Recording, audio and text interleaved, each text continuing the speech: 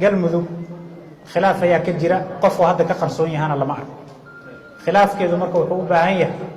in inta la iskaga yimaado oo dib heshiisiin loo furo oo dadka aan calooshooda la isku furo waxa la kala tabanaya la xalliyo kadib loo gudbo sidii doorasho dadku ay iskaga ra'yi ka yihiin maamulka jira iyadoon la garab maraynin loo gaari lahaayo galmudug nidaamkeedii u dhisanayd sidii loogu heshiiyo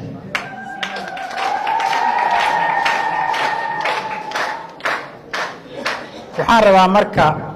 inaan fariin halkaan uga diro madaxda galmudug ee dhuusamareeb joogta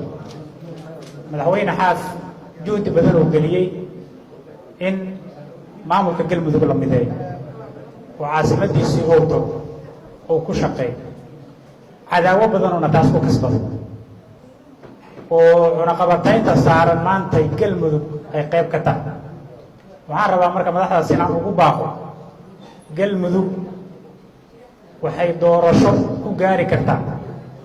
ama dadkeeda la iskula wadi karaa gogol dambe heshiisiineed oo madaxda galmudug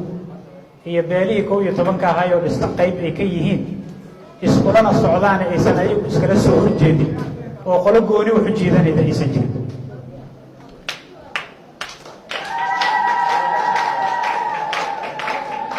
madaxweyne xaaf juhdigii uu geliyey deegaankaas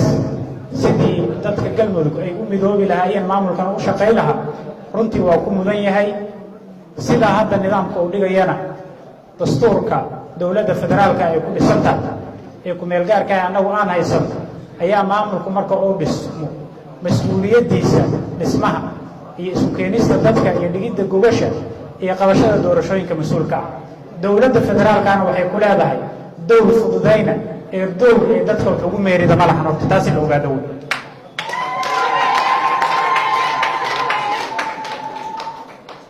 waxaan rabaa marka dowladda federaalka inaan halkan fariin uga diro madaxda dowladda federaalka galmudug guri iyo gaari qof leeyaha ma ah ee waa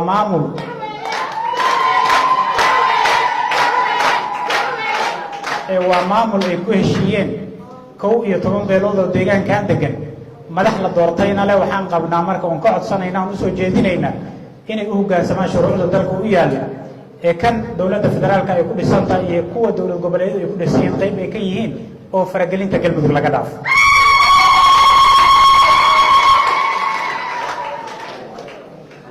nin odayahoo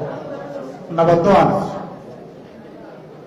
oo reer guraceel oo xirsi alla magan la dhihi jiray ayaa hadda ka hor wuxuu gatay gaari sabaax xilligii 70meeyadii oo baabuurta ay soo baxdo aadka loo jeclaa xilligaas baabuurta marka waxaa lagu qaadi jiray xoolaha jarka berberaa loo soo gey jiray marka baabuurkii marka inta soo rartay oo ari jara ka soo buuxiyey ayuu asagoo meel dhexa maray ayuu baabuurkii ka gadoomay baabuurkii markuu gadoomay ayaa taraafika u timi su-aala la weydiiyey marka waxaa lagu yidhi baabuurkan ninkii waday ayaan u baahan ama iskala anaa wadayo yidhi anaana iskala ee wixii aad rabtayna weydiiyey bal nooga waranaa le sidee wuxu dhacay marka wuxuu yidhi baabuurkii hore marka tamaam inuu ka bixiyo wuxuu yidhi 7 qor oo sabaax ari wada qor anaa gadhistana qor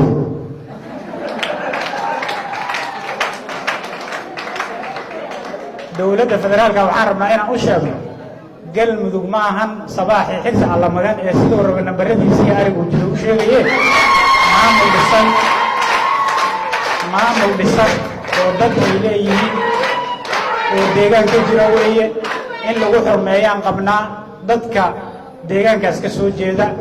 ee heer dowlad goboleed iyo heer federaalna taladeed in looga dambeeyaan qabnaa reer galmudugna waxaan ka codsanaynaa galmudug dib heshiisiinay u baahanta magaalada maanta aan joogno